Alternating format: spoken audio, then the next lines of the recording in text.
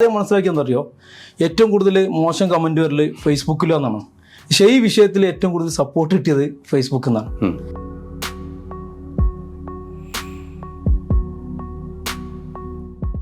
Full ആളുകൾ എന്താണ് പറഞ്ഞത്, അനക്കെന്നെ മനസ്സിലായോ?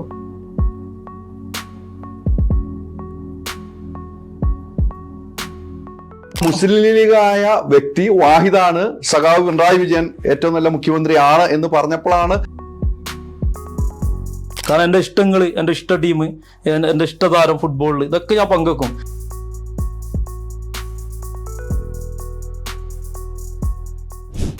ചെയ്തത് വേണ്ട എന്ന് പിന്നെ തോന്നിയിട്ടുണ്ടോ? ദുബായിൽ വന്നിട്ട് ആദ്യം ചെയ്യുന്ന ജോലി എന്തായിരുന്നു? സ്വർണം വാങ്ങിയിട്ട് ആ വിറ്റ് പൈസ ഒപ്പിച്ചിട്ട് ഇങ്ങോട്ട് പോരായോ. ശത്രുക്കളുണ്ടോ വാഹിദിന്? സോഷ്യൽ മീഡിയയിൽ എന്തായാലും ശത്രുക്കൾ ഉണ്ടാവും. പേരെടുത്ത് പറയാനുള്ള ശത്രുക്കൾ വല്ലതും ഉണ്ടോ? നിങ്ങൾക്കെതിരെ ആരൊക്കെ എന്തൊക്കെ ചെയ്യണം എന്നുള്ളത് നിങ്ങൾക്ക് അവരോട് ശത്രുത ഇല്ലെങ്കിലും നിങ്ങൾക്ക് മനസ്സിലാവും. എനിക്ക് ശത്രുത ഉണ്ട്.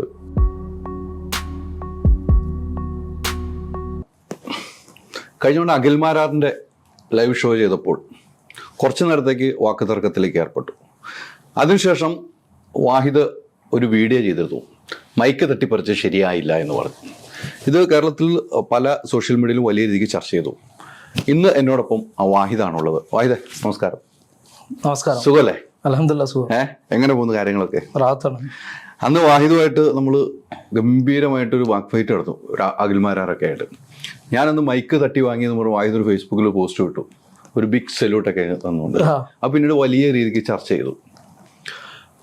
അതിനുശേഷം വാഹിദിന് എന്താണ് ഉണ്ടായത്? അതിനുശേഷം ഈ വീഡിയോ അല്ലെങ്കിൽ ആ പരിപാടിക്ക് ശേഷം അത് ഫേസ്ബുക്കിൽ നല്ല സപ്പോർട്ട് ചെയ്യുന്നു.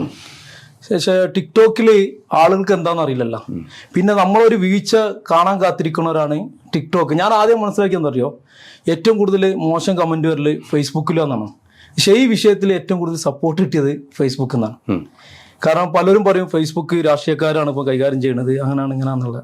പക്ഷെ ഈ കാര്യത്തിൽ എനിക്ക് ടിക്ടോക്കിൽ ഫുൾ ആളുകൾ എന്താണ് പറഞ്ഞത്, അനക്കെന്നെ മനസ്സിലായോ, പക്ഷെ അവിടെ നടന്ന വിഷയം എന്താണെന്ന് അറിയില്ല. പക്ഷെ ഞാൻ പറഞ്ഞ വിഷയം അഖിൽ പറഞ്ഞ് ഞാൻ അങ്ങനെ പറഞ്ഞിട്ടില്ല എന്നാണ്. അപ്പോൾ അവിടെ ക്ലോസ് ചെയ്ത ശേഷം പിന്നെ ഞാൻ ഉദ്ദേശിച്ചത് ഇതാണ്, ഇന്ത്യയിൽ CPM എന്ന് പറഞ്ഞ പ്രസ്ഥാനം മറ്റുള്ള സംസ്ഥാനങ്ങൾ ബംഗാൾ, ത്രിപുരയിലൊക്കെ ഇല്ലാതായി.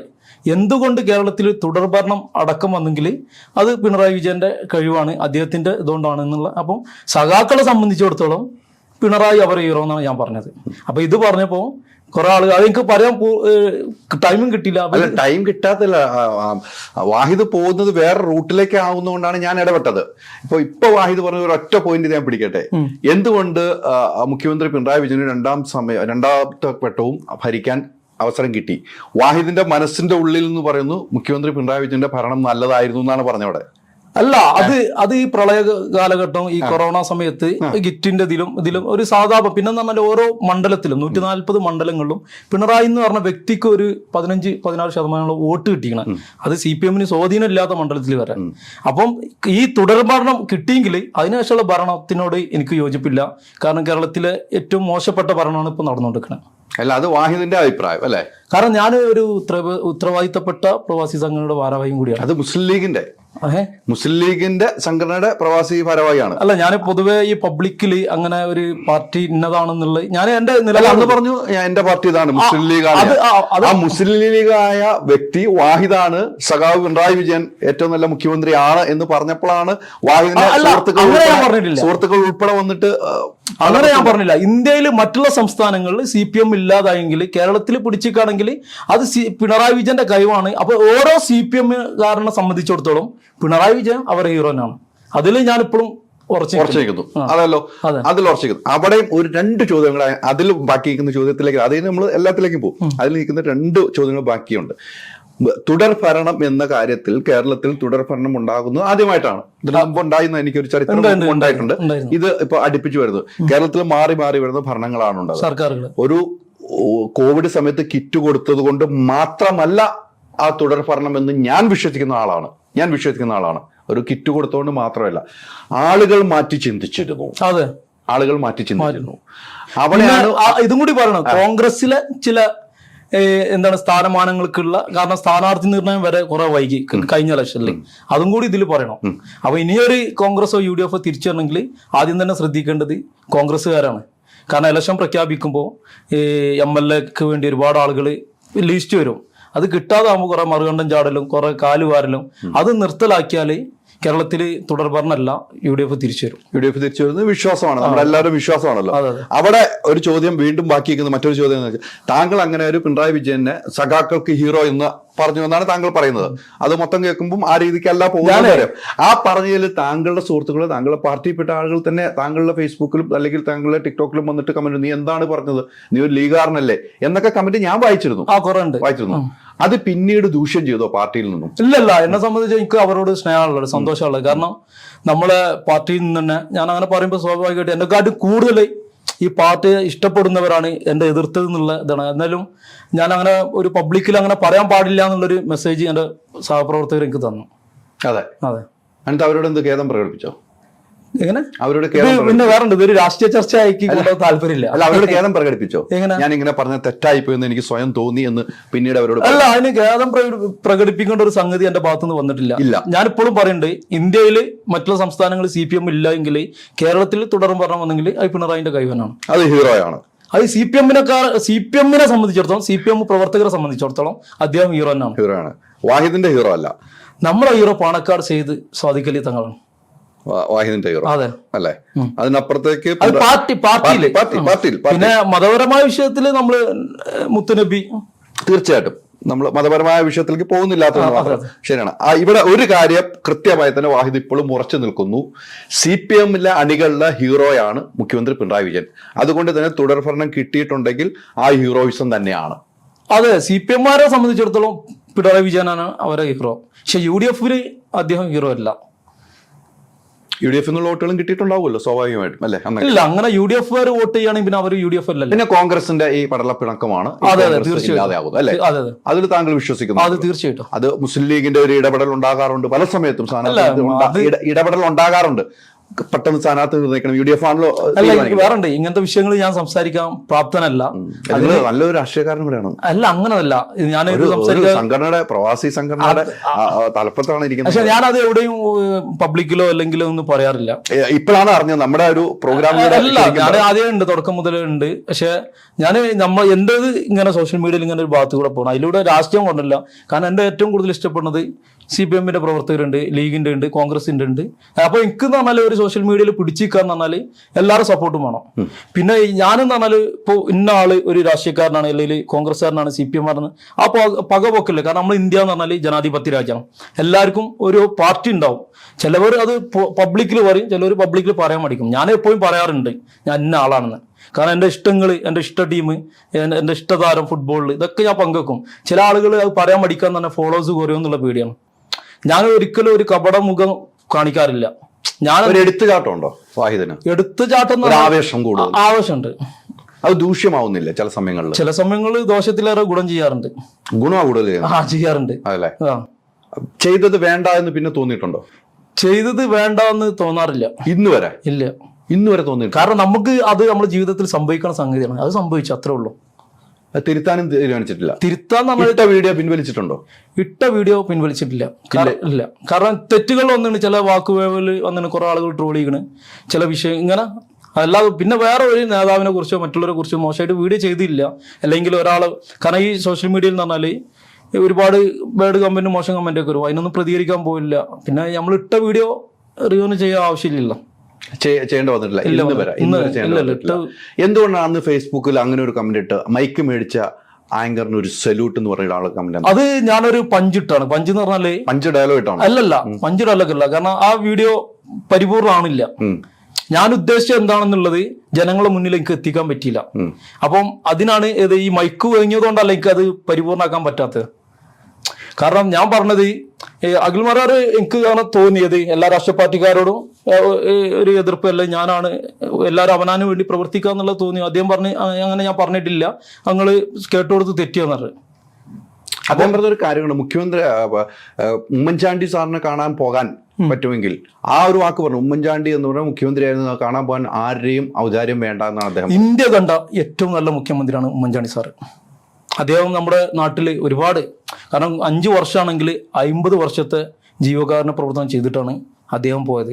വെറുതെ അല്ല അദ്ദേഹത്തിൻ്റെ പുതുപ്പള്ളിയിൽ ആളുകൾ ഇങ്ങനെ ഓടിച്ചെല്ലാണ്, അദ്ദേഹം ചെയ്ത നന്മയാണ്.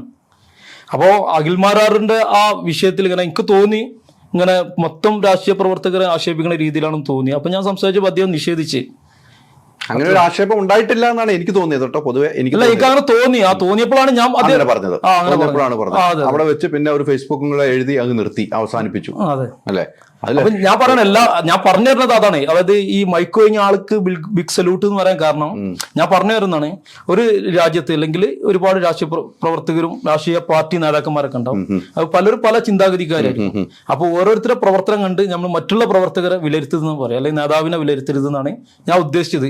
അത് പൂർത്തീകരിക്കാനേ അത് നമുക്ക് പൂർത്തീകരിക്കാൻ കഴിയുമില്ല. നമ്മൾ പോകുന്ന റൂട്ട് വേറെ ആയി എന്ന് സ്വയം തോന്നും. എനിക്കും തോന്നി, മറ്റുള്ളവർക്കും തോന്നി. എന്താണ് വാഹിദ് എങ്ങോട്ടാണ് പോകുന്നത് ഒന്നും കിട്ടില്ല. അതാണ് ഞാൻ വാഹിദിന്റെ ആവേശം കൂടുതലാണെന്ന് പറയാൻ കാരണം. അതെ അതെ, ആവേശം കൂടുതലാണ്. ആവേശത്തിലാണ് ഇതെല്ലാം പോകുന്നത്. കയ്യിൽ നിന്ന് പോകുന്നു ചില സമയത്ത്. അല്ല, കയ്യിൽ നിന്ന് പോയെന്ന് എനിക്ക് തോന്നിയിട്ടില്ല. കാരണം എനിക്ക് പൂർത്തീകരിക്കാൻ പറ്റില്ല എന്നുള്ളത് തോന്നിയിട്ടുള്ളൂ. കാരണം അദ്ദേഹം എനിക്ക് തോന്നിയത് എനിക്ക് അങ്ങനെ തോന്നി. അപ്പം അത്രയും ആളുകൾ ഇപ്പോൾ അദ്ദേഹം ഒരു ഗസ്റ്റാണ്. അപ്പൊ അദ്ദേഹത്തിന്റെ നന്മകളും അദ്ദേഹം ഈ ലെവലിലെത്തിയ കാര്യങ്ങൾ പറയുമ്പോൾ അദ്ദേഹത്തിന് ചെറിയൊരു എന്തോ എനിക്ക് തോന്നി. ആ തോന്നിയതിൽ ഞാൻ പ്രതികരിച്ച്. അപ്പൊ അദ്ദേഹം പറഞ്ഞു ഞാൻ അങ്ങനെ പറഞ്ഞിട്ടില്ല, നിഷേധിച്ച്. അത്ര ഉണ്ടായിട്ടുള്ളൂ. പിന്നെ വാഹിദ് പറഞ്ഞ വേറൊരു അതിനകത്ത് പറഞ്ഞൊരു കാര്യമുണ്ട്, എനിക്കെതിരെ വരുന്ന കമന്റുകൾ ഞങ്ങൾ ഡിലേറ്റ് ചെയ്യുന്നു എന്ന് പറഞ്ഞു. കമന്റുകൾ ഡിലേറ്റ് ചെയ്യുമെന്ന് പറയാൻ എങ്ങനെയാണ് വാഹിദിന് കഴിഞ്ഞത്? എനിക്ക് എതിരെ അനുകൂലമാണെങ്കിൽ എല്ലാം ഡിലേറ്റ് ചെയ്യും. അല്ല, എനിക്ക് അത് 2-3 വാട്സപ്പിൽ നമ്മളെ ഫ്രണ്ട്സുകൾ വിട്ടിരുന്നു. അവർക്ക് അറിയില്ല എന്ന് ഞാൻ പറയുന്നത് അല്ല, അതല്ല, എനിക്ക് അതിപ്പോഴും ഉണ്ട്, വാട്സപ്പിലുണ്ട്. എന്നോട് 2-3 എൻ്റെ സുഹൃത്തുക്കൾ ആ യൂട്യൂബിൽ നമ്മൾ കമന്റ് ഇട്ടിരുന്നു, അതൊന്നും കാണുന്നില്ല, അത് എന്താണെന്ന് അറിയില്ല. അപ്പൊ അങ്ങനെ അത് കഴിഞ്ഞ് വേറൊരാളിട്ട്, കാരണം നമ്മൾ ഇഷ്ടപ്പെടുന്നവരുണ്ടാവുമല്ലോ, ഉണ്ടല്ലോ, അതിനകത്ത് പോസിറ്റീവ് കമന്റ് വന്നിണ്. അപ്പൊ അതിൽ കുറെ കമന്റ്സ് മിസ്സായി പോകുന്നുണ്ട്. അപ്പൊ ഞാൻ പറഞ്ഞത് ഞാൻ പോസ്റ്റ് ചെയ്തതല്ല, കാരണം ഞാൻ അവർക്ക് പറഞ്ഞു ഞാൻ പോസ്റ്റ് ചെയ്തില്ല. ഞാൻ പോസ്റ്റ് ചെയ്യുമ്പോൾ ഞാനിപ്പോൾ എനിക്ക് വരുന്ന എതിർ കമന്റ് ഞാൻ അവിടെ വെക്കാറുണ്ട്. ഇതെന്താണെന്ന് എനിക്കറിയില്ല. പിന്നെ ഓരോ അക്കൗണ്ടും അവനാർക്ക് തീരുമാനിക്കുക ഏത് കമന്റ് അവിടെ വേണം വേണ്ടെന്നുള്ളത്. അപ്പോൾ ഒരു ഓക്കെ എന്ന് പറഞ്ഞു. അങ്ങനെ ഡിലേറ്റ് ഒന്നും നമ്മൾ ചെയ്തിട്ടില്ല കേട്ടോ. എന്തായാലും നിങ്ങൾ നല്ല കമന്റ് ഇട്ടണോ ഓക്കെ എന്ന് പറഞ്ഞു, അവിടെ കമന്റ് കാണും. നിങ്ങൾ നേരത്തെ പറഞ്ഞ ഫേസ്ബുക്കിൽ എനിക്ക് അനുകൂലമായ ഒത്തിരി കമന്റ്, ആ കമന്റുകൾ തന്നെയായിരിക്കും അവിടെ കാണാം. അങ്ങനെ ഫേസ്ബുക്കിൽ ഡിലേറ്റ് ചെയ്യാൻ പറ്റില്ല നമുക്ക്, അത് നമ്മളെ ഹാൻഡിൽ ചെയ്യണം. അതും വേണ്ടി ഡിലേറ്റ് അങ്ങനെ ഒരു സംഭവം ഉണ്ടായിട്ടില്ല എന്നും കൂടെ ഒന്നുകൂടെ ഓർമ്മപ്പെടുത്തുകയാണ്. ഇനി നമ്മുടെ യാത്രയിലേക്ക് പോവാണ്. ഒത്തിരി ബുദ്ധിമുട്ടിയിരുന്നോ ഇവിടെ വന്നിട്ട് ഇങ്ങനെ ഒരു സോഷ്യൽ മീഡിയയിൽ ഒന്ന് ആക്റ്റീവ് ആകാൻ വേണ്ടി? സോഷ്യൽ മീഡിയയിൽ ആക്റ്റീവ് ആകാൻ വേണ്ടി ഞാൻ റിസ്ക് എടുത്തിട്ടില്ല. ഒരു ഇതിൽ റീച്ചായി. അതായത് കഴിഞ്ഞ കൊറോണ സമയത്ത് എല്ലാവരും റൂമിലിരുന്നില്ല. ആ സമയത്ത് ആണ് ഞാനിത് തുടങ്ങുന്നത്. സോഷ്യൽ മീഡിയയിൽ വരുന്നത് നമ്മളൊരു 15-20 ദിവസം റൂമിലിരുന്ന്. അപ്പോൾ ഒരു KMCCക്കെതിരെ ആളെ പേര് പറഞ്ഞില്ല, അതേ ഒരു വീഡിയോ ചെയ്ത്. അപ്പൊ അതിന് റീപ്ലൈ ആയിട്ട് ഞാൻ ഒരു വീഡിയോ ചെയ്യണം. അത് ഭയങ്കര റീച്ച്. അപ്പോൾ കുറെ ആളുകൾ എന്നോട് പറഞ്ഞു, അതൊക്കെ നിങ്ങൾ ഓൺ വോയിസിൽ വന്നാൽ നിങ്ങൾ ക്ലിക്കാവും, നിങ്ങൾക്ക് കഴിവുണ്ട്, നിങ്ങൾ ഓൺ വോയിസിൽ ചെയ്യുക നിങ്ങൾ. അപ്പൊ എനിക്ക് കുറെ ആളുകൾ, കാരണം നമ്മൾ ഇഷ്ടപ്പെടുന്നവർ എന്തായാലും ഇങ്ങനെ പറയല്ലോ. അപ്പൊ അതിന്റെ ശേഷം ഞാൻ കുറെ ഓൺ വോയിസുകളിൽ വന്ന് ഇങ്ങനെ, പിന്നെ മീനിന്റെ വീഡിയോസ് ആണ്. കാരണം മീനിന്റെ വീഡിയോ ആണ് നാട്ടിലേക്ക് കയറ്റിവിടുന്നു എന്ന് പറഞ്ഞ പാഴ്സൽ എടുക്കുന്നത്. അതാണ് ഏറ്റവും ഹൈപ്പിലേക്ക് വന്ന വീഡിയോ എന്നാണ് എനിക്ക് തോന്നുന്നത്. അതെ, നാട്ടിൽ കയറ്റി വിടണല്ല, ഞാൻ കൊണ്ടുപോയിട്ട് കാണിച്ചു കൊടുക്കാണ്. നാട്ടില് പാഴ്സലോട്ട് ഒരു 120 കിലോ മീൻ നാട്ടിൽ കൊണ്ടുപോയിട്ട് ഞാനും ഫാമിലിയും നാട്ടിൽ പോണ സമയത്ത് അത് പൊളിച്ചിട്ട്, സാധാരണ പ്രവാസികൾക്ക് പെട്ടി പൊളിച്ചാല് പെർഫ്യൂം, സോപ്പ് ഇതൊക്കെ അല്ലേ കൊടുക്കുക. ഞാൻ കുട്ടികൾക്ക് കൊടുത്തത് വെള്ളാവൂലി, മുള്ളില്ലാത്ത മീൻ, അത് ഞങ്ങൾക്കുള്ളത്. ഉമ്മാക്ക് സാൽമൂണ്, ഉപ്പാക്ക് 1000 പല്ലി, അങ്ങനെ ഓരോരുത്തർക്ക് വെറൈറ്റി മീനുകള്. അപ്പൊ ഇത് കൊടുത്ത് ഞാൻ ടിക്ടോക്കിലും ഇൻസ്റ്റാഗ്രാമിൽ ഇട്ടിട്ടില്ല. അപ്പൊ ഈ ടിക്ടോക്കിലിട്ട വീഡിയോ പ്രവാസികൾ മൊത്തം ഏറ്റെടുത്ത്, അത് ഫാമിലി മൊത്തം ഗ്രൂപ്പിൽ ആ വീഡിയോ മൊബൈൽ ഉപയോഗിക്കണ എല്ലാവരുടെ മൊബൈലും ചുരുക്കി പറയുകയാണെങ്കിൽ കയറി ഇറങ്ങിക്കണം. അപ്പോൾ അവിടുന്ന് അങ്ങോട്ടാണ് ആളുകൾ അങ്ങനെ ഒരു സംഗതി ദുബായിൽ നിന്ന് കൊണ്ടുപോകുന്ന മനസ്സിലാക്കി കൊടുത്തത്. അതിന്റെ ശേഷം ഇപ്പൊ ഏകദേശം ഒരു 3500 പേര് മേലെ, ഇന്നും ഞാനൊരു 7 പേർക്ക് പാക്ക് ചെയ്ത് കൊടുത്തിട്ടാണ് വരുന്നത് നാട്ടിക്ക് മീന്. അപ്പൊ ആളുകൾ അത് ഏറ്റെടുത്ത് കൊണ്ടുപോകാനും വീണ്ടും കൊണ്ടുപോകണം നാട്ടിക്ക് ഫിഷ്. ആ ഒരു വീഡിയോ ആണ് ഈ പറഞ്ഞ പോലെ ഏറ്റവും കൂടുതൽ റീച്ച് ആയതും. എല്ലാവരും വാഹിദിനെ ശരിക്കും അറിയുന്നതും ആ വീഡിയോയിലൂടെ. വീഡിയോ ചെയ്യുമ്പോൾ വാഹിദിൽ കാണുന്ന വെറൈറ്റി കാണുന്നത് എന്തിനാണ് ഓടി സ്പീഡിൽ ചെയ്യുന്നത്? നമ്മുടെ ഒരു വെറൈറ്റി മാറ്റുന്നതാണോ? അല്ല, ഈ ഞാൻ ഇങ്ങനെ അടിക്കാറുണ്ട്. സുഹൃത്തുക്കളെ വാഹിദാണ്, ഇതാണ് നമ്മളെ മുദ്ര. പിന്നെ ഓടാറുണ്ട്, ചാടാറുണ്ട്. ഇതൊക്കെ എന്ന് പറഞ്ഞാല് ആളുകൾ ശ്രദ്ധിക്കുക എന്താണ് ഒരു സംഭവം എന്നുള്ള. ആ വീഡിയോന്റെ ഫസ്റ്റ് എന്താണോ അതാണ് ആ വീഡിയോ.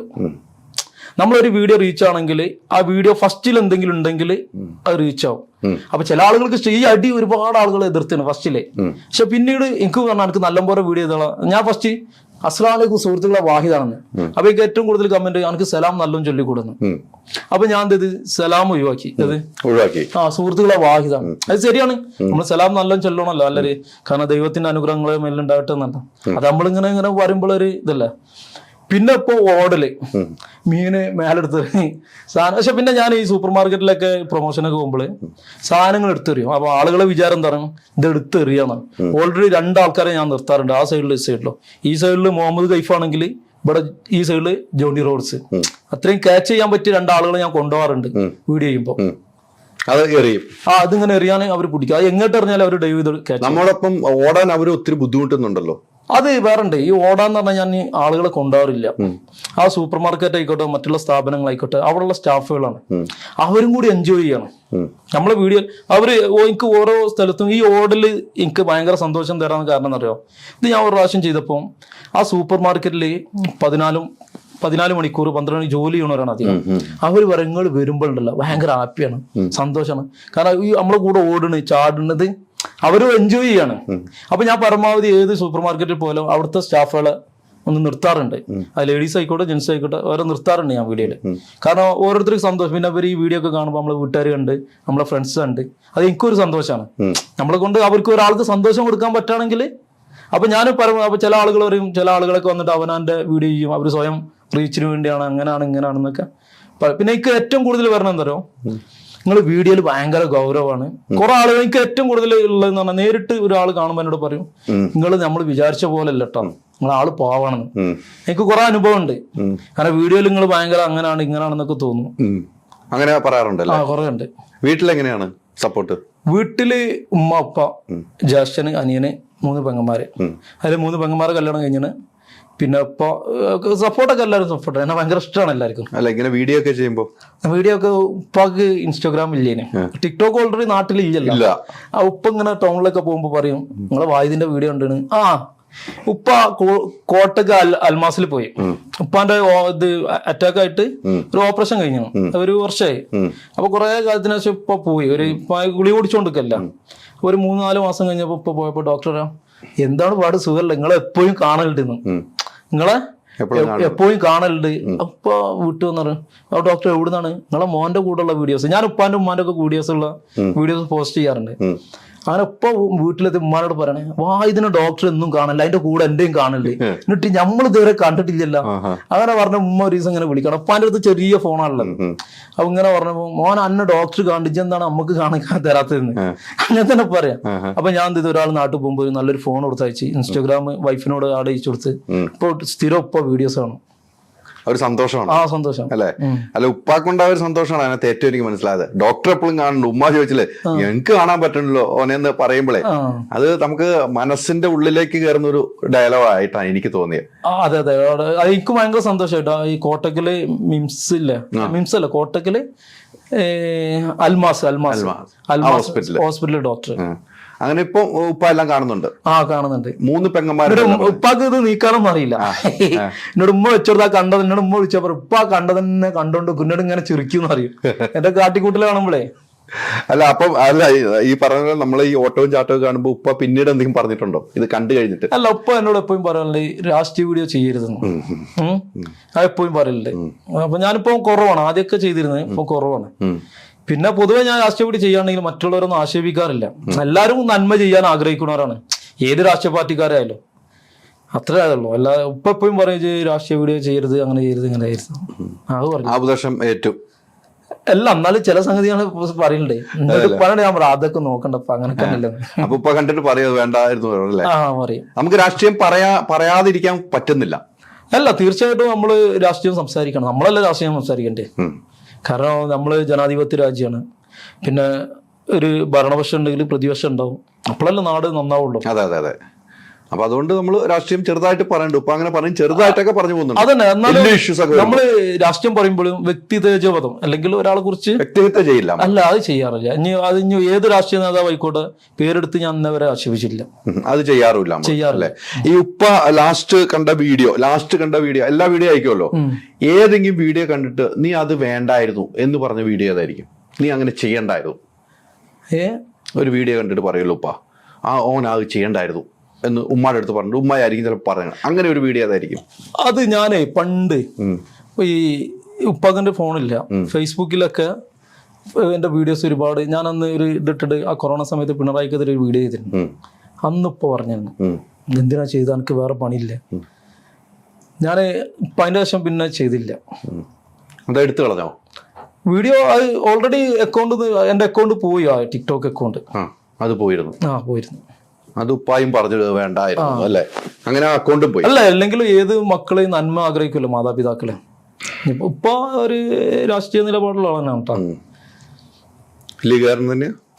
നമ്മളെ ഫാമിലി നിങ്ങളെല്ലാം. ഈ 3 പെങ്ങന്മാർക്ക് ഒരാങ്ങളെയാണ്? അല്ല, 3 ആളുണ്ട്. ഞാൻ രണ്ടാമത്തെ ആളാ. 3 പെങ്ങന്മാരും 3. എനിക്കൊരു ജ്യേഷ്ഠനുണ്ട്, ഒരു അനിയുണ്ട്. അല്ലേ?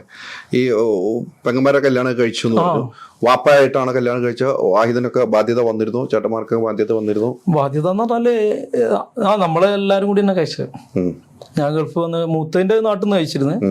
ആ സമയത്ത് ഞാൻ സ്കൂളിൽ പഠിക്കുമായിരുന്നു. കുറച്ച് സാമ്പത്തികമായി ബുദ്ധിമുട്ടിയിരുന്നു. പിന്നെ അത് കഴിഞ്ഞിട്ടാണ് ഞാൻ ദുബായിലായിരുന്നു. ദുബായിൽ ഞാൻ വന്നതിന്റെ ശേഷമാണ് 2 പെങ്ങന്മാര്. എല്ലാവരും ഒരുമിച്ച് തന്നെയാണ്. ഇപ്പോഴും അല്ലെ? ദുബായിൽ വന്നിട്ട് ആദ്യം ചെയ്യുന്ന ജോലി എന്തായിരുന്നു? ഫിഷിന്ന്. ആദ്യമേ എങ്ങനെയാണ്? ഞാനൊരു 17 വർഷമായി. അതായത് നമ്മുടെ വാട്ടർ അൽകുബൈ ദുബൈയിലെ കേരി4 ഇല്ലേ, സിറ്റി സെന്റർ, അത് പണ്ട് ഫിഷ് മാർക്കറ്റ് ആയിരുന്നു. ഞാൻ അവിടെ ഒരു 4 വർഷത്തോളം ഉണ്ടായിരുന്നു. അവിടെ ജോലി ചെയ്തു. പിന്നീട് സ്വന്തമാകുവാണ്?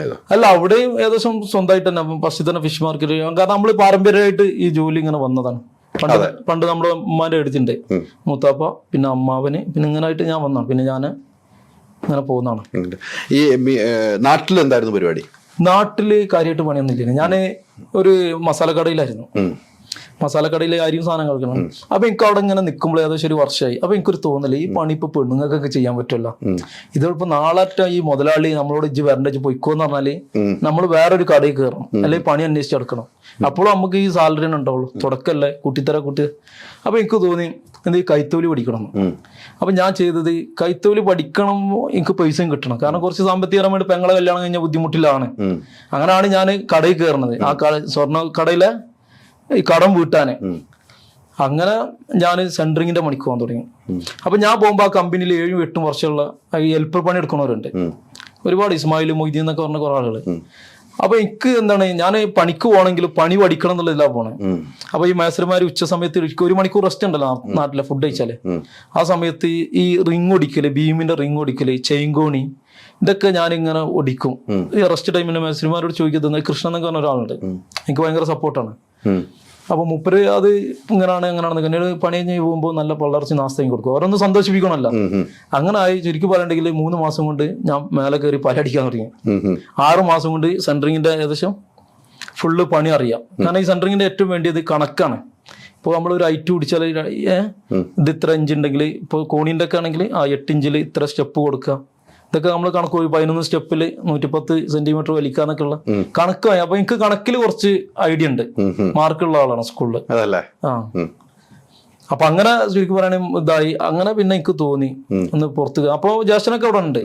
അപ്പൊ അവർക്കൊന്നും എന്റെ ഇങ്ങോട്ട് കൊണ്ടുവരാൻ താല്പര്യം. ഞാൻ എന്റെ റിസ്കിൽ തന്നെ വന്നേ. ആ വിസക്ക് ഏകദേശം 1.5 ലക്ഷം റുപ്യാണ് അന്ന് നാട്ടില്.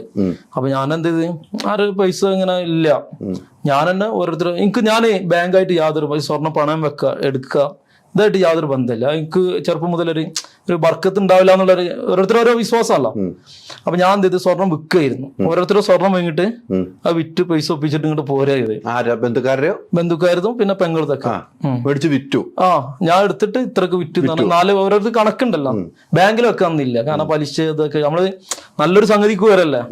അപ്പൊ ഈ വീഡിയോ ആരെങ്കിലൊക്കെ കാണാൻ ശ്രദ്ധിക്കുക. തുടക്കം തന്നെ നമ്മൾ പലിശയായിട്ട് വിട്ടുവെക്കുമ്പോൾ നമ്മുടെ ജീവിതത്തിൽ ബർക്കത്ത് ഉണ്ടാവുന്നതാണ് എൻ്റെ ഒരു വിശ്വാസം. കാരണം നമ്മൾ ഫസ്റ്റ് തന്നെ ഒരു പ്രവാസിയായി വരാനും നാട്ടിൽ വിസക്ക് പൈസ കൊടുക്കാൻ ബാങ്ക് പണ്ടം വിളിച്ച് അവിടെ വെച്ച് ഇവിടെ വെച്ച് സപ്പം പോലെ ആൾക്ക് പൈസക്കാർക്ക് പറ്റുള്ളൂ. പൈസ അല്ലേ നമ്മൾ ചെയ്യുക, സ്വർണം വിൽക്കുക, എന്തെങ്കിലും ചെയ്യുക, എന്നിട്ട് പോരാ. എന്നിട്ട് നമ്മൾ പണിയെടുത്ത് കിട്ടുമ്പോൾ ആദ്യം അത് അങ്ങോട്ട് കൊടുത്ത് ക്ലിയർ ആക്കുക. എല്ലാം മേടിച്ചു കൊടുത്തോ? എല്ലാവർക്കും കൊടുത്ത് കൂടുതൽ മേടിച്ചു കൊടുത്തോ?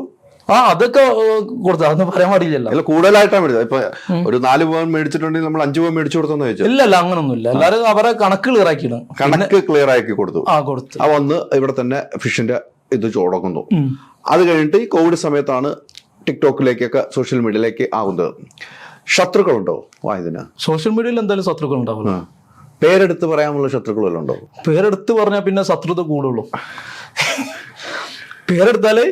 പേരെടുത്ത് പറഞ്ഞാല് ശത്രുത കൂടും. ഈ ശത്രുവിനെ കാണുമ്പോ എന്ത് ചെയ്യാറുള്ളൂ? ചിരിക്കണം. നമ്മള് നേർക്ക് കണ്ടിട്ടുണ്ടോ ആ ശത്രുവിനെ? കാണാറുണ്ട്. നാട്ടുകാരനാണോ അതോ പുറത്തുനിന്നുള്ളവരാണോ? നാട്ടുകാരിൽ സോഷ്യൽ മീഡിയയിൽ കുറവാണ്. എല്ലാം ഉണ്ട്, ഫേമസിൽ കുറവാണ്.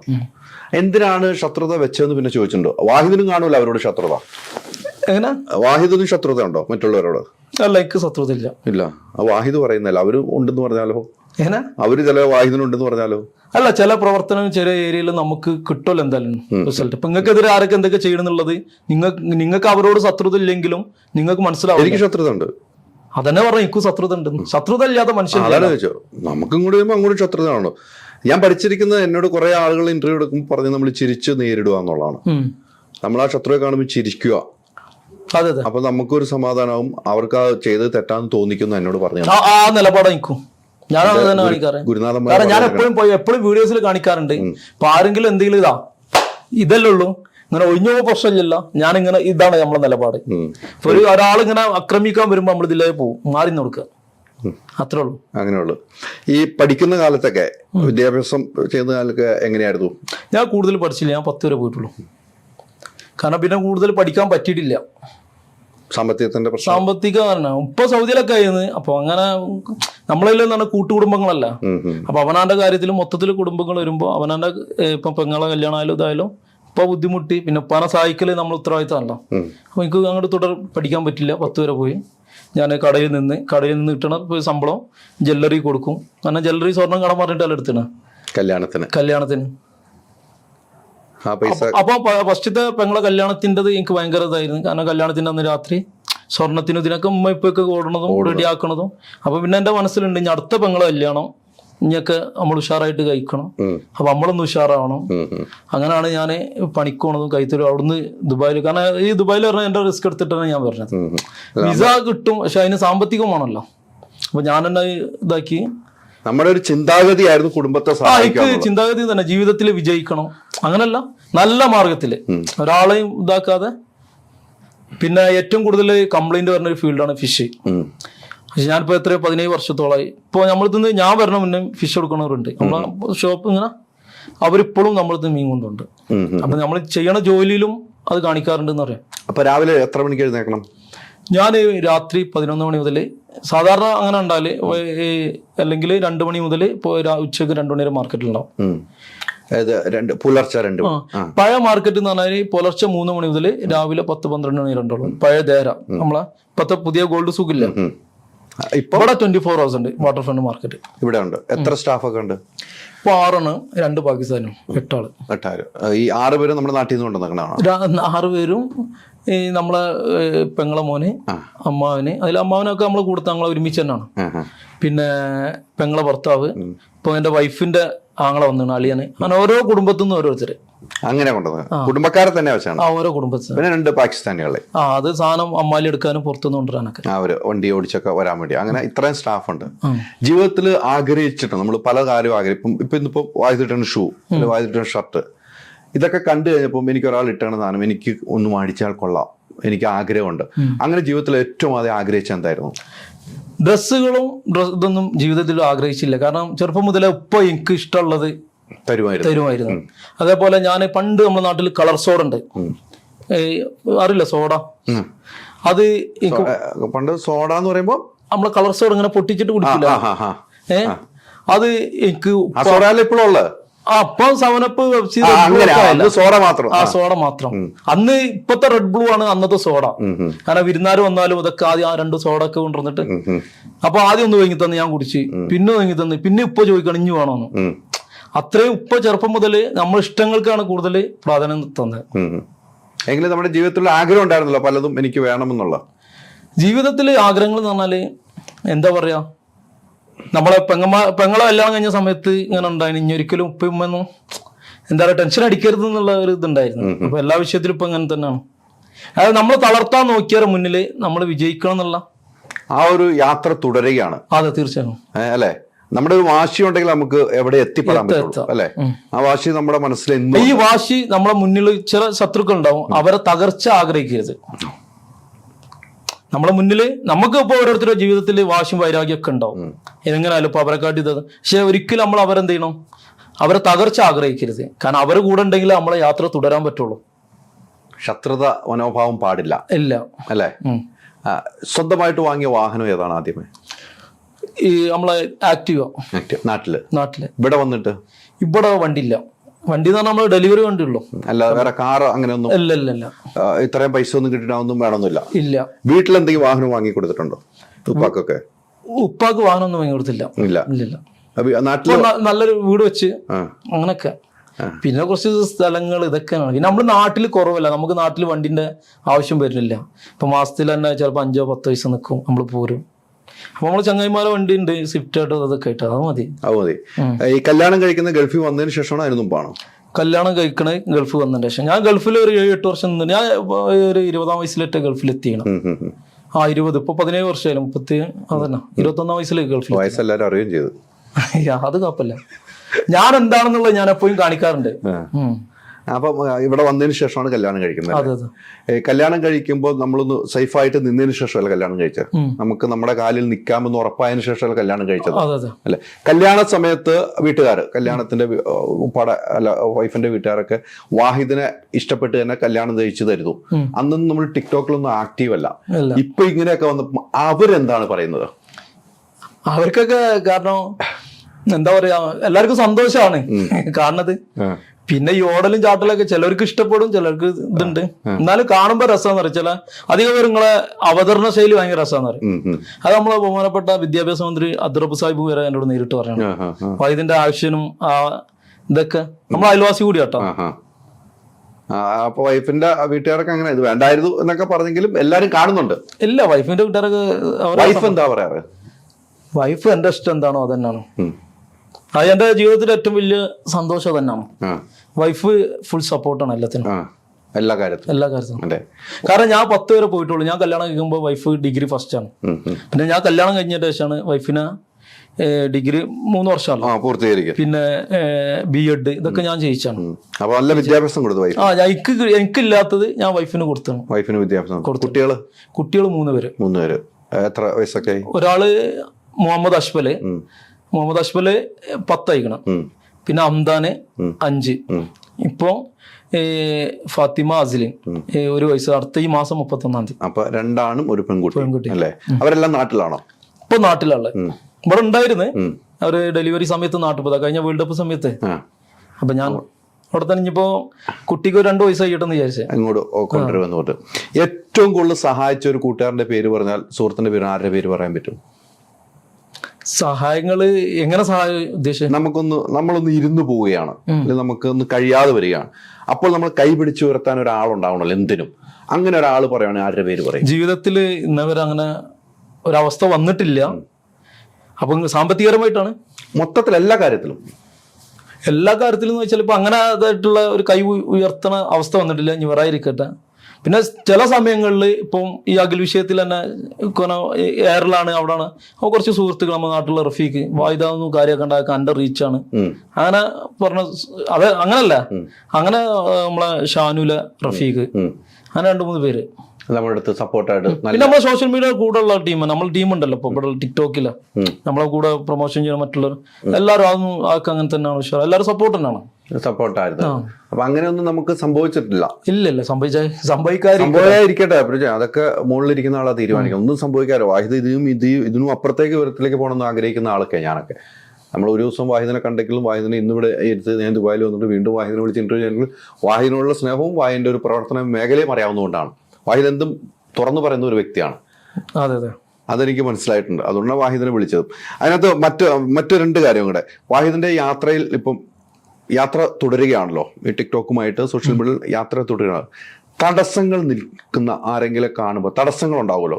ഇപ്പം ഞാനൊരു പ്രൊമോഷൻ ചെയ്യാണ്, ഞാൻ ഇന്ന ഷോപ്പിൽ പ്രൊമോഷൻ ചെയ്യാൻ പോവാണ്, വാഹിദിനും അവിടെ ഒരു വർക്ക് കിട്ടാണ്, അവിടെ വാഹിദിന്റെ വർക്ക് പോരാ എന്ന് പറഞ്ഞ് തടസ്സം നിൽക്കാറുണ്ട് ആളുകൾ.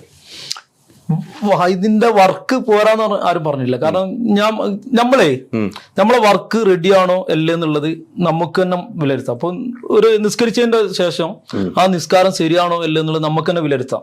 ആ നിസ്കാരത്തിൽ എത്രത്തോളം നമ്മൾ ശ്രദ്ധ പുലർത്തി എന്നുള്ളത്. അതേപോലെ തന്നെ ഈ ഒരു വീഡിയോസ് നമ്മൾ ചെയ്തു കഴിഞ്ഞാല് എത്രത്തോളം അവർക്ക് ഗുണം ഉണ്ടാവും, എത്രത്തോളം റീച്ച് ആവും നമുക്ക് തന്നെ വിലയിരുത്താം. അപ്പം അത് മാത്രമല്ല, നമ്മളെ വീഡിയോ പോസ്റ്റ് കഴിഞ്ഞ് അടുത്ത ആഴ്ച അല്ലെ പിറ്റത്തെ മാസം അവർ പ്രൊമോഷൻ നമ്മളെ വിളിക്കാണ്ടെങ്കിൽ തീർച്ചയായിട്ടും നമ്മൾ ചെയ്യണ വീഡിയോസിൽ അവർ ഹാപ്പിയാണ്, അവർക്ക് റിസൾട്ട് ഉണ്ട് എന്നാണ്. അപ്പോൾ ഞാൻ ചെയ്തിടത്തോളം എന്നെ വിളിക്കാറുണ്ട് എല്ലായിടത്തുനിന്നും. ഒരു വീഡിയോ ചെയ്തിടത്തുനിന്ന് വിളിക്കാറുണ്ട്. ഒരു ദിവസം എത്ര വീഡിയോ ചെയ്യാൻ പറ്റും? ഒരു ദിവസം ഞാൻ ഇപ്പൊ 4 വീഡിയോസ് വരെ ചെയ്തിരുന്നു. അതും ദുബായിലൊന്ന്, അല്ലൈന്, ഫുജിറ, അതേപോലെ അജ്മാൻ, അങ്ങനെ 4 സ്ഥലങ്ങളിൽ അപ്ലോഡ് ചെയ്യുന്ന ഒരു വീഡിയോ ആണ് ഒരു ദിവസം. അല്ല, 4 അപ്ലോഡും ചെയ്യും ഞാൻ. 4 അപ്പൊ 4 ചെയ്യുമ്പോൾ ഒരു പ്രശ്നം വരില്ല? ചിലപ്പോൾ ഓരോരുത്തർ റീച്ച് കുറഞ്ഞാൽ അവർക്കത് ബുദ്ധിമുട്ടാവില്ലേ? ഇല്ലല്ല, ചിലവരുടെ ധാരണ അങ്ങനെ ഉണ്ട്. ഈ റീച്ച് ഒരു ദിവസം ഒരു വീഡിയോ ഇടാൻ പറ്റുള്ളൂ, അല്ലെങ്കിൽ ഇന്ന സമയമുണ്ട്, ഇന്ന സമയത്ത് ഇട്ടാലേ വീഡിയോ കയറുള്ളൂ. അങ്ങനൊന്നുമില്ല. റീച്ചാണ് വീഡിയോ, റീച്ച് ആവും, കയറിക്കൊണ്ട് നിൽക്കും. അതിനിപ്പോ നമ്മളൊരു വീഡിയോ ഒരു 10 മിനിറ്റ് മുന്നിട്ടാലും അതിന്റെ ശേഷം ഒരു വീഡിയോ ഇട്ടാലും 2 വീഡിയോ കയറാണെങ്കിൽ 2 ഒരുമിച്ച് തന്നെ കയറും. അപ്പൊ ഈ റീച്ച് ആവുന്ന അനുസരിച്ചാണ് പൈസ പറയുന്നത്. ഒരു വീഡിയോ നമുക്കൊക്കെ ഓരോ റേറ്റ് പറഞ്ഞിട്ട് നമ്മൾ പോലെ വിളിക്കുമ്പോ തന്നെ റീച്ച് ആവില്ലൊന്നും നമ്മളെ ബാധിക്കുന്ന കേസല്ല. അത് റീച്ച് ആകാനാണല്ലോ ഈ ഓടലും ചാടലും അടിയും എടുത്തേറും. അത് റീച്ചിന് വേണ്ടിയാണ്. അല്ലാതെ നമ്മളെ പ്രേക്ഷകർ അല്ലെങ്കിൽ നമ്മളെ ഫോളോവേഴ്സിനെ വെറുപ്പിക്കാനല്ല. കാരണം നമ്മൾ ചെയ്യണതില് വെറൈറ്റി ഉണ്ടാകുമ്പോഴാണ്. വെറൈറ്റി മാത്രമല്ല, നമ്മൾ എന്തിനാണ് വിളിക്കണേ അവരെ. ഇപ്പൊ ഒരു ബിസിനസ്, ഇപ്പൊ എനിക്കൊരു അനുഭവം ഉണ്ടായിരുന്നു. ഒരു റെസ്റ്റോറന്റ്, അവര് പറ്റ മോശമാണ്, സാലറി കൊടുക്കാൻ വരെ പറ്റാത്ത അവസ്ഥയില്. അതായത് ഇന്നോ നാളോ കട ലോക്ക് ചെയ്യാനുള്ള പ്ലാനിലാണ്. ആ സമയത്താണ് എന്നെ കൊണ്ട് ഒരു വീഡിയോ അയക്കണത്. ഇന്ന് ആ കട ടോപ്പ് റണ്ണിങ്ങിലാണ്. അവർ അടുത്ത ബ്രാഞ്ചും കൂടി ചെയ്യാനുള്ള പ്ലാനാണ്. വാഹിദിനെ കൊണ്ടായ ഒരു ഭാഗ്യം കൂടെ ഉണ്ടല്ലേ? അങ്ങനെ ഞാൻ പറയില്ല. അതായത് ഇവിടെ ഞാൻ ഒരു ഇതിന് ബിസിനസ് സെറ്റപ്പ്, അവര് ചെറിയൊരു റൂം ബിസിനസ് സെറ്റപ്പില് ചെറിയൊരു ഇതിലാണ് തുടങ്ങിയത്. 6 മാസം കൊണ്ട് അവർ 2800 സ്ക്വയർ ഫീറ്റിലേക്ക് മാറി. അതിന്റെ ഞാൻ വീഡിയോ തന്നെ പോസ്റ്റ് ചെയ്തിരുന്നു. അവരുടെ 2ാമത്തെ ഇനാഗ്രേഷനും എന്നെ വിളിച്ചിരുന്നു. അല്ല, നമ്മൾ ചെയ്യണത് ആത്മാർത്ഥത ഇട്ട് ചെയ്യാറാണുള്ളത്. കാരണം നമ്മളിപ്പോ അവിടെ ഉണ്ട് ഇവിടെ ഉണ്ട്, ചിലർ അങ്ങനല്ല, നമ്മൾ അങ്ങനെ ഇങ്ങനെ കാട്ടിക്കൂട്ടി പോകാറില്ല. അതിനാണ് നമ്മൾ അത്ര റിസ്ക് എടുക്കില്ല. ഞാൻ വീഡിയോ ചെയ്യാൻ പോകുമ്പോൾ ഏകദേശം ഒരു 3 മണിക്കൂർ അവിടെ ടൈം ചെലവഴിക്കാറുണ്ട്. കാരണം ഒറ്റയടിക്ക് ഒരു കണ്ടന്റ് നമുക്ക് സെറ്റായി വരില്ല. നമ്മൾ ഇരുന്ന് ഇപ്പൊ എങ്ങനെയാണ് ഏതാണെന്നൊക്കെ ആലോചിച്ചിട്ട് സെറ്റ് ആക്കിയതിന് ശേഷം വീഡിയോ ചെയ്യാറുള്ളൂ. മൊത്തം പഠിക്കണം. അല്ലാതെ നമുക്കിപ്പോ ഒരു വിളിച്ചു പറഞ്ഞാൽ തന്നെ നമുക്ക് ഓൾറെഡി അതിന്റെ ഐഡിയ വരില്ല. അവിടെ പോയതിന്റെ ശേഷം നമുക്കൊരു ഐഡിയ വരില്ല. പോയി കണ്ടുമ്പോൾ നമുക്ക് ചെയ്യാൻ തോന്നും. അങ്ങനെ നമ്മൾ ടേക്ക് എടുക്കും. അങ്ങനെ നമ്മൾ ടേക്ക് എടുത്തിട്ട് എനിക്ക് തൃപ്തി ആയാലാണ് ഞാൻ അടുത്ത ഇതിലേക്ക് പോവുള്ളൂ. ഈ നാട്ടില് നാട്ടിൽ പോയി വീഡിയോ ഒന്നും ചെയ്യാറില്ല. ടിക്ടോക്ക് ഇല്ല, നാട്ടിൽ പോയി വീഡിയോ ഒന്നും ചെയ്യാറില്ല. നാട്ടിൽ പോകുമ്പോൾ പ്രൊമോഷന്റെ ഭാഗമായിട്ട് നാട്ടിൽ വിളിക്കാറുണ്ടോ? നാട്ടില് വിളിക്കാറുണ്ട്. ഞാൻ ഒരു ജ്വല്ലറിന്റെ ഇതിന് ഒരു പാർക്ക് ഒരുപാട് ചെയ്യും. എപ്പോഴും എനിക്ക് നാട്ടിൽ നിന്ന് കോഴിക്കോട് നിന്ന് അവിടെ നിന്നൊക്കെ നമ്മളെ നാട്ടിലെ ഹോസ്പിറ്റൽ ഇങ്ങനെ വിളിക്കണം, എന്നാ വരണം എന്നൊക്കെ. പക്ഷെ നമ്മളെ മാർക്കറ്റ് ദുബായിയാണ്. അപ്പൊ നമ്മൾ നാട്ടിൽ പോയി ചെയ്യണക്കാട്ടിയും ഗുണം ഇവിടെയാണ്. കാരണം ഇന്ത്യൻ മണിയാണ്, ദുബായിന്റെ ദിർഹമാണ്. അപ്പൊ ഏറ്റവും നല്ല ഏതാണ്? ദുബായ് തന്നെയാണ്. ദുബായിൽ. അപ്പൊ നമ്മളെ മാർക്കറ്റ് ഇവിടെയാണ്. അപ്പൊ നമ്മൾ ഇവിടെയാണ് ഏറ്റവും. നാട്ടില് ഇഷ്ടംപോലെ ഉണ്ട്, ഇഷ്ടംപോലെ വിളിക്കാറുണ്ട്. ഞാൻ പോയിട്ടും ചെയ്തിട്ടുണ്ട്, ഇഷ്ടംപോലെ ചെയ്തിട്ടുണ്ട് നാട്ടില്. ചെയ്തിട്ടുണ്ട്. അതിന്റെ അക്കൗണ്ടിലുണ്ട് വീഡിയോസ് ഒക്കെ. അക്കൗണ്ടിലുണ്ട്.